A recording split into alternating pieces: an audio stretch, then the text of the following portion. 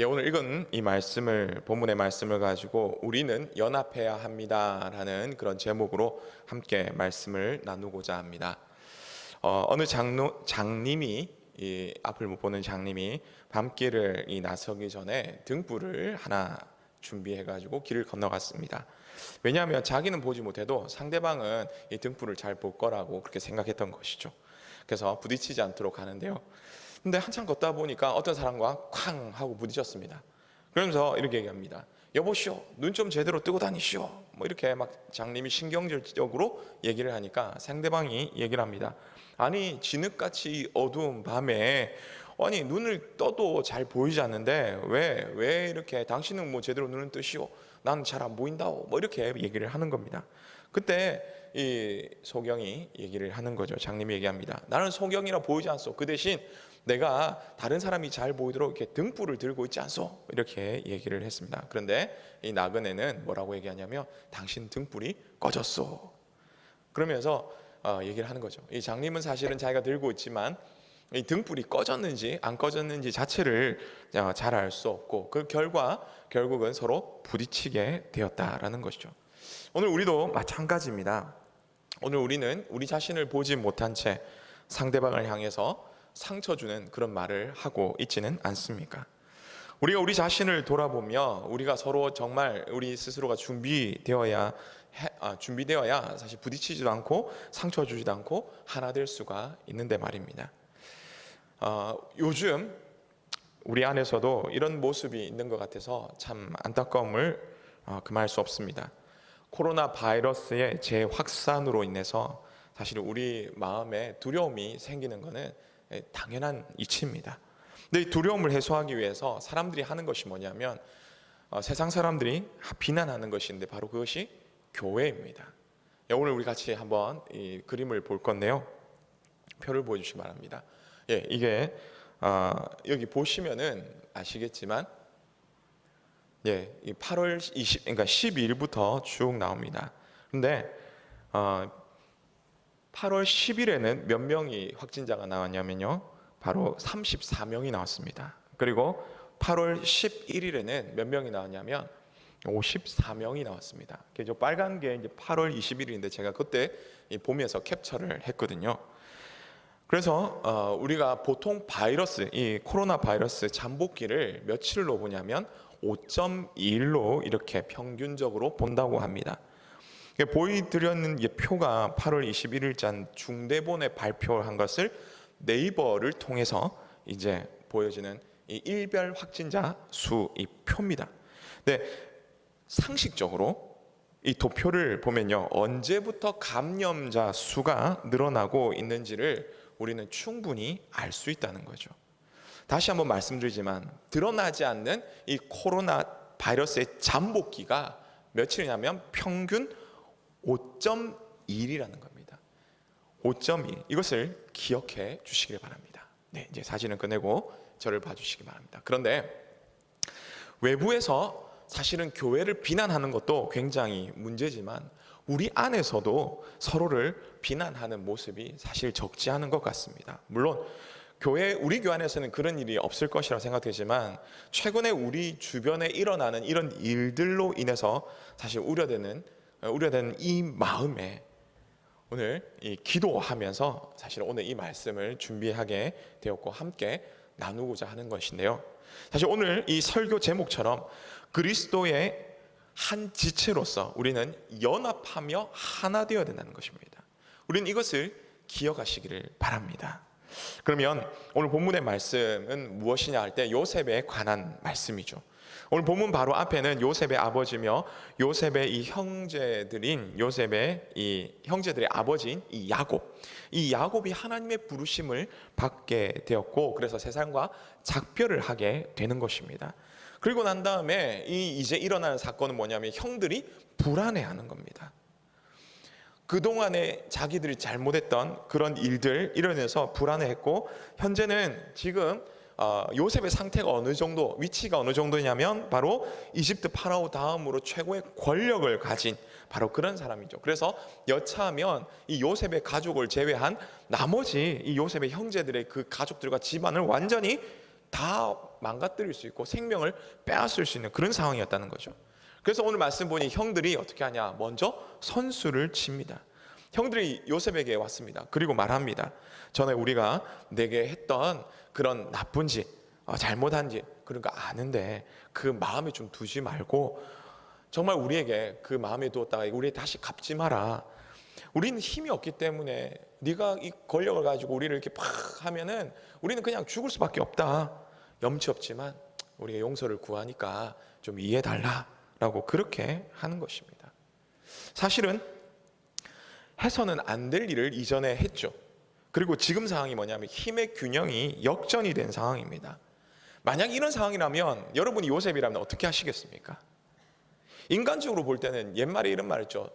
대로 주고 말로 받는다. 이 말은 즉 다시 말하면 내가 뭐 이렇게 되로 받았는데 이제는 내가 줄 수 있는 힘이 있으니까 이전에 힘이 없을 때 내가 되로 받았지만 이제 힘이 있으니까 이제는 말로 너에게 확 이렇게 더 많이 주겠다라는 바로 그런 말이죠. 그런데 억울하고 이 괴로움 사실은 이런 부분들을 오랫동안 참아왔지만 이제 이것을 쏟아내줄 수 있는 바로 그런 상황이 된 것이죠. 그런데 어떻게 보면 이것을 다 형들에게 안갚음할 수 있었지만 오늘 본문에서 읽어봤듯이 요셉은 그렇게 하지 않았다는 것입니다. 요셉은 오히려 형들을 용서하고 형들과 연합을 하게 되었다는 것이죠. 왜 그렇습니까? 왜 그러냐면 하나님을 봤기 때문입니다. 그 살아계신 하나님을 봤기 때문이죠. 오늘 우리에게도 이런 모습이 필요합니다. 그런데 그럼 연합을 위해서 우리는 어떤 방법으로 우리는 연합을 해야 할까요? 오늘 본문을 통해서 요셉의 이 모습을 통해서 세 가지로 함께 살펴보고자 합니다. 그러면 그 첫 번째로 교회인 우리는 어떻게 연합을 할 수 있습니까? 영적인 눈, 믿음의 눈으로 바라보아야 한다는 것이죠. 영적인 눈, 세상적인 눈, 육적인 눈, 세상적인 눈 이게 아니라 영적인 눈, 믿음의 눈으로 바라봐야 한다는 겁니다. 이 영적인 눈에 대해서 살펴보기 위해서 우리는 사실 이 요셉의 일생을 간단하게 좀 잠깐 살펴봐야 되는 것이죠. 요셉은 어릴 때부터 아버지의 사랑을 특별히 받아와서 그리고 특별한 대우를 받아왔습니다. 그래서 형들에게 시기를 이렇게 많이 받았죠. 무엇보다도 형들이 잘못했다는 것을 아버지에게 고자질을 함을 통해서 결국은 오랫동안 미움을 받다가 17세가 되던 그때에 이제 결국은 미디안 이 상인들에게 팔려가게 됩니다. 은이십에 팔려가게 되는 것이죠. 근데 우리는 여기서 요셉이 어떤 사람이냐라고 할 때 일명 우리가 말하듯이 싸가지 없는 뭐 그런 행동을 한 그런 사람이다라고 생각을 해서는 안 된다는 것이죠. 왜냐하면요, 미디안 사람들에게 팔려가서도 또한 이집트 보디발 집에 가서도 그 종에게 종으로 팔려가죠.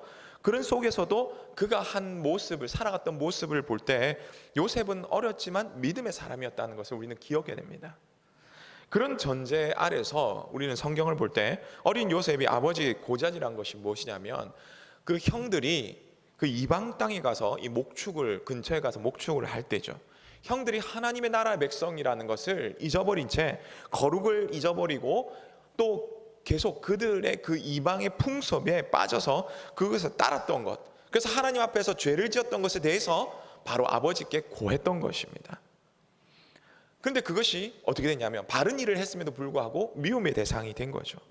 믿음으로 살아가려고 한 요셉이었지만 형들의 미움 속에서 결국 노예로 팔렸고요, 숱한 고생을 하였지만 그래도 하나님 의지했길래 하나님께서 좀 뭔가 잘 해주시려고 합니다. 하지만 어떻습니까? 보디발 집에서 이제 가정 총무처럼, 비록 노예였지만 가정 총무처럼 이렇게 지냈지만 이 보디발의 아내의 이 유혹에 거부하다가 오히려 성범죄자로 이렇게 낙인이 찍히면서 종에서 완전히 죄수로 변하게 된 것입니다.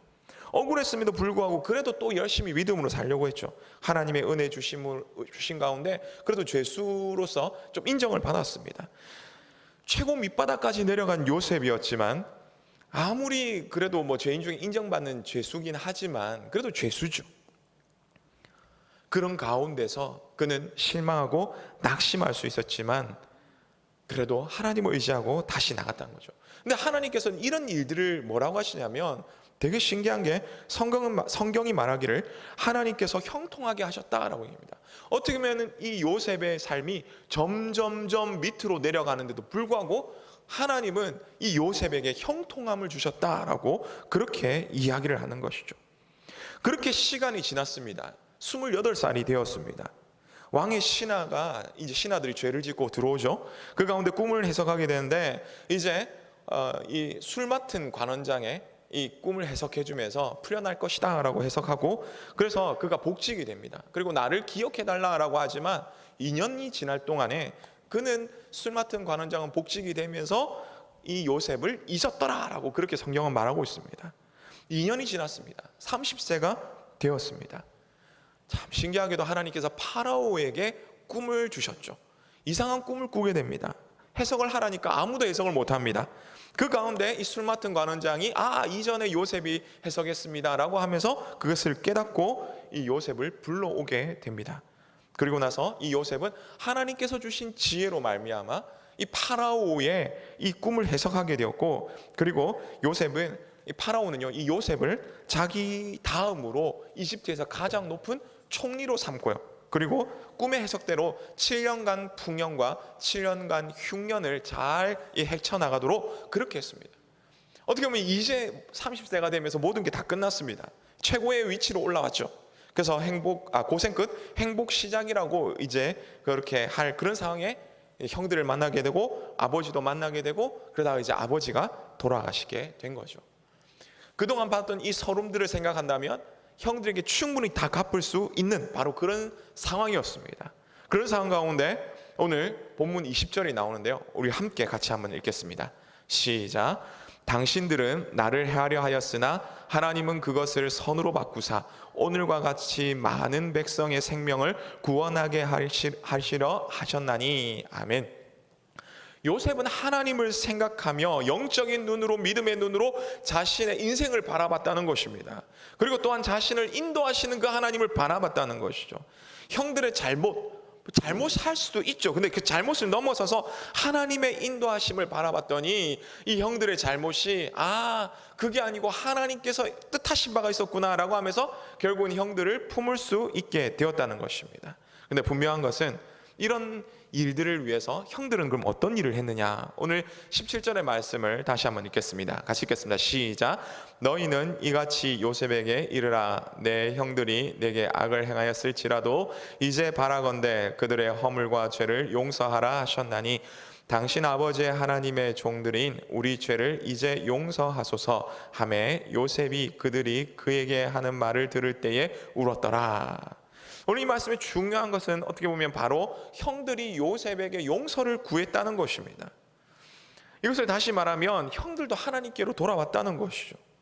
우리의 연합은요, 우리 하나됨은요, 사랑의 연합이며 사랑으로 함께 되는 것입니다. 그런데 무조건적인 그런 사랑이 아니라는 것입니다. 진리 안에서의 사랑이라는 것이죠. 그 사랑은 바로 하나님의 사랑, 하나님의 말씀이 기준이 되는 것임을 우리는 잊지 말아야 할 것입니다.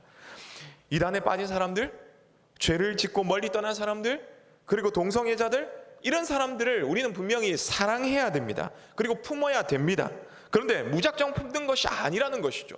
하나님 말씀대로 그들이 회개하며 돌아왔을 때에 그들이 죄를 뉘우치고 다시는 그렇지 않겠다라고 했을 때에 그들을 품을 때 그냥 육신적인 눈으로 바라보며 너 잘못이지 이게 아니라 정말 영적인 눈, 믿음의 눈으로 바라보며 그들을 품고 사랑의 눈으로 품고 그렇게 살아가는 것입니다.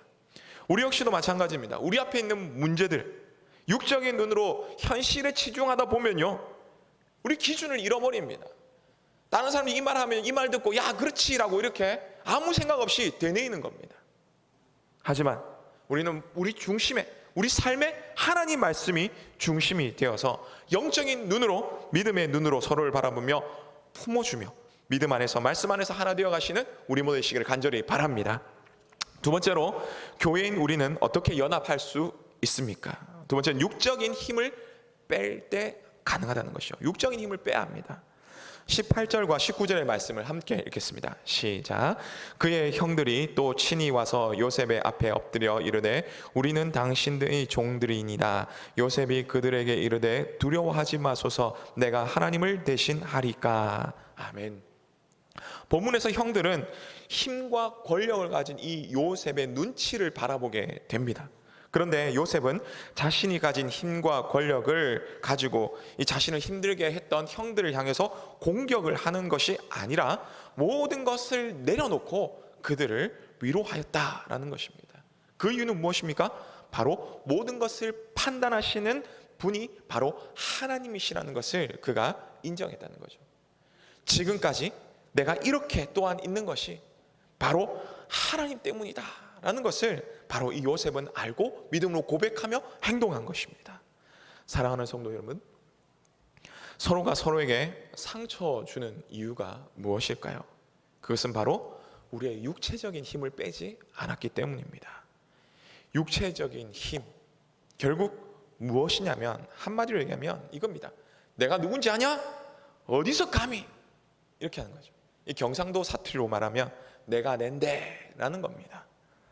사실 하나님 앞에서 본다면 우리 가운데서도 맞죠, 이 다른 사람보다 돈을 많이 가진 사람, 재력이 있는 사람도 있고요, 또 혹은 권력, 힘을 가진 사람이 있습니다. 뿐만 아니라 능력을 가지고 있는 사람도 있죠, 높은 지위를 가지는 사람도 있습니다. 하지만 그 가지고 우리끼리 힘 자랑을 한다고 해도 사실 하나님의 위치에서 본다면 어떻습니까? 다 도토리 키재기입니다. 그런 우리임에도 불구하고 우리의 모습은 어떠냐면 서로에 대해서 이 새치의 혀로 막 얘기를 합니다. 그래서 빗으로 막 찌릅니다. 상대방의 가슴에 막 꽂히게 되는 거죠. 하지만 우리는 하나 되어야 되는 것이죠. 우리가 하나님께 위해서는 하나님 말씀 외에는 이 모든 것들을 다 내려놓기를 원합니다. 그리고 서로를 향해서 서로를 이해하며 또 서로를 세워주는 그런 노력을 해야 되는 것이죠. 예를 들어서 한 가정이 있습니다. 행복하고 참 즐거운 가정이 되면 얼마나 좋겠습니까? 남편이 아내에게 얘기합니다. 야, 내가 어느 대학을 나왔고 내 직장이 뭐고 내 직책이 뭔데, 그리고 내가 이만큼 투자해가지고 우리 집이 이만큼 살게 됐는데 이런 차를 타게 되고 이런 집에서 살게 되고 내가 이렇게 수고했는데 말이야, 너 이렇게 왜 내 말 안 들어? 왜 좀 똑바로 안 해? 이렇게 하면요, 여러분 어떻습니까? 아내가 남편하고 살 수 있겠습니까? 당장 이혼하고 떠납니다. 근데 아내 경우도 마찬가지죠. 남편에게 이 동일하게 아내가 또 이렇게 얘기할 수 있습니다. 내가 어느 대학을 나왔는데, 내가 직장이 뭐고 이전에 얼마나 잘 나갔는데, 결혼할 때 내가 얼마나 혼수를 많이 해가왔는데, 우리 집이 당신을 위해서 얼마나 많은 돈을 투자를 했는데 그 정도밖에 못해. 왜 이 정도밖에 안 되냐? 왜 이렇게 속 시끄럽게 하냐? 좀 똑바로 하지. 왜 자꾸 밖에 나가 사고 치고 돌아다니냐? 이렇게 하면요, 남편이 어떻습니까? 자존심이 굉장히 상합니다. 그런 아내와 이 남편이 같이 살 수 있겠습니까? 아닙니다. 결코 아닙니다. 그게 떠나가는 것이죠. 형제들 간에도 마찬가지입니다. 오늘 본문에 나왔듯이 요셉이 아무리 바르게 했음에도 형제들끼리 야, 너 잘났냐? 너 잘났냐? 뭐 이렇게, 왜 너 그렇게 튀냐? 뭐가 그렇게 잘났다고 그래 튀냐? 뭐 이렇게 얘기를 한다고 하면서 좀 미워한다면, 만약 그 모든 것에 대해서 사실 사사건건 예민하게 우리가 반응을 한다면 결국 어떻습니까? 이 가정은요, 행복하고 즐거운 가정이 아니라 오히려 무너지는 가정이 되고 이혼하고 찢어지는 바로 그런 가정이 되고 마는 것입니다. 교회 공동체도 마찬가지입니다. 내가 할 수 있지만 내 힘을 내려놓고 하나님께서 어떻게 하셨는지에 대해서 내가 또 우리가 생각하면서 이해하면서 나아갈 때, 그리고 기도하면서 그 하나님의 뜻을 바라볼 때 상대방을 감싸주게 되는 것입니다. 우리는 이것을 기억하면서 하나님께서 기뻐하시는 그런 아름다운 연합 공동체로, 아름다운 교회 공동체로 만들어 가시는 우리 모두 되시기를 간절히 바랍니다. 그럼 마지막 세 번째로, 교회인 우리는 어떻게 연합을 할 수 있습니까? 하나님의 은혜를 경험해야 만들 수 있다는 것입니다. 사실 이렇게 요셉이 형들과 다시 연합하여서 아름다운 공동체를 만들어 갈 수 있었던 이유 중에 가장 큰 이유는 뭐냐면 다름이 아니라 결국 요셉이 그 마음속에 하나님의 은혜로 가득 찼기 때문입니다. 다시 말하면 그 삶 속에서 하나님의 은혜를 계속 경험하면서 아, 하나님은 살아계시구나, 하나님은 나의 하나님이시구나 라는 것들을 경험했을 때 그런 고백과 그런 삶이 나왔다는 것이죠. 오늘 본문 20절 말씀을 함께 읽겠습니다. 시작. 당신들은 나를 해하려 하였으나 하나님은 그것을 선으로 바꾸사 오늘과 같이 많은 백성의 생명을 구원하게 하시려 하셨나니. 아멘. 오늘 이 짧은 20절의 한 이 말씀 가운데서 앞서 말씀드렸던 이 요셉의 전생애가 사실은 담겨 있죠. 비록 너무 힘들고 억울한 상황 가운데 있었지만, 그래서 원망하고 싶고 꼭 원수를 갚아야지 그렇게 생각할 수도 있었지만, 그런 가운데 그 매 순간순간마다 하나님께서 요셉의 그 일들을, 그 길을 형통케 하신 일을 볼 때에 이 모든 것이 내가 잘나서 그런 것이 아니구나, 이 모든 것이 하나님의 은혜였구나, 나 같은 사람도 이렇게 사용하셨구나 라고 하면서 이 요셉이 고백한 것처럼 그렇게 고백할 수 있게 되는 것입니다. 사랑하는 성도 여러분, 아무리 사랑합시다 해도 머리로만 사실 알 수는 있죠. 하지만 정말 미운 사람, 여러분 미운 사람이 있습니다. 그리고 정말 싫은 사람이 있습니다. 그 사람이 마음속으로 그렇게 쉽게 됩니까? 사랑이 됩니까? 아니죠. 안 되는 게 일반적인 모습입니다. 하지만 우리는 그리스도인입니다. 그렇기 때문에 우리는 그것을 넘어서야 하는 것이죠. 그렇게 넘어설 수 있는 것은 바로 무엇입니까? 하나님의 은혜를 경험할 때 가능한 것입니다. 하나님의 은혜를 경험한 사도 바울은 그렇게 자기 민족들이 개처럼 여기던 그 이방인들을 사랑하면서 그들에게 복음을 전하면서 생명을 살리기 위해서 그 모든 것을 다 바쳤던 것입니다. 하나님의 은혜를 경험했던 예수님의 제자 빌립은요, 같은 민족이지만 혼혈 정책에 의해서 이렇게 개처럼 여기고 이방인처럼 그렇게 여겼던 사마리아 사람들에게 가가지고 주의 복음을 그렇게 전하며 살았던 것입니다. 하나님의 은혜를 경험한 이 다윗은요, 자신을 죽이라 그 오랫동안 자신을 괴롭혀서 몸과 마음이 너무나 지쳐서 정말 죽고 싶어 할 정도로 되었던 바로 그 사울왕을 2번이나 죽일 수 있는 기회가 있었음에도 불구하고 하나님 손에 모든 것을 맡기게 되었고, 사울왕이 죽었을 때 정말 진심으로 그렇게 슬퍼하게 된 것입니다. 그 외에도 수많은 믿음의 선배들을 보시길 바랍니다. 우리나라에도 나병 환자를 위해서 그렇게 헌신했던 손양훈 목사님, 그리고 당시 오지였던 그 제주도에 복음을 들고 간 이기풍 선교사님들, 사실은 그 모든 사람들이 다 하나님의 은혜를 경험했기 때문에 하나님의 그 사랑이 가슴 속에 불일 듯하게 되었고, 결국 그 사랑으로 그 사람들을 사랑할 수 없었던, 아니 사랑하기 힘든 그 사람들을 사랑하게 된 것입니다. 그리고 하나 되게 된 것이죠. 오늘 우리 역시도 사랑 없는 메마른 가슴으로 우리가 서로를 향해서 이렇게 칼날을 세우는 것이 아니라 우리 속에 하나님의 사랑이 가득하며 진심으로 서로 사랑하며 아름다운 믿음의 공동체를 세워가시는 우리 모두 되시기를 간절히 바랍니다. 말씀 맺습니다. 사실 우리 앞에는 2가지가 있습니다. 어떻게 보면 코로나 재확산이라는 이 현실과 또한 반성경적이며 기독교적인 이 정책과 법안들 앞에서 그래도 할 말은 해야 되지 않느냐라는 바로 이 2가지 상황 가운데서 사실 한국 교회는요, 이 분열의 조짐을 보이고 있습니다. 물론 집회와 현 상황에 대해서 각자의 견해가 다를 수 있습니다. 그건 여러분에게 각자의 판단에 맡깁니다. 그러나 이로 인해서 예수님의 몸된 교회 공동체가 연합하지 못하고 하나님의 마음을 아프게 하는 것은 우리는 그렇게 해서는 안 된다는 것이죠. 하나님의 마음을 아프게 해서는 안 된다는 것입니다. 하나님의 백성으로서, 하나님의 지체로서 우리는 연합하며 하나가 되어야 되는 것입니다. 그래서 반성경적이며 반기독교적인 것들에 대한 이 영적인 싸움을 우리는 싸워 나가야 되는 것입니다. 우리가 연합하기 위해서 우리는 어떻게 됩니까? 오늘 들었던 말씀처럼 영적인 눈으로 하나님의 뜻을 생각하며 이 시대를 바라보며 서로를 바라봐야 한다는 것입니다. 또한 자신의 힘, 지위, 이 모든 것들을 사실은 내 생각 다 내려놓고 하나님의 뜻을 구하며 서로를 감싸 주어야 된다는 것입니다. 마지막으로 우리 힘으로는 되지 않기에 우리 속에 하나님의 은혜가 풍성해지도록 하나님 앞에 기도하며 하나님을 더 붙들어야 하는 것입니다. 그래서 하나님 중심, 성경 중심, 교회 중심으로 하나 되어 하나님의 일을 감당하시는 우리 모두 되시기를 간절히 바랍니다.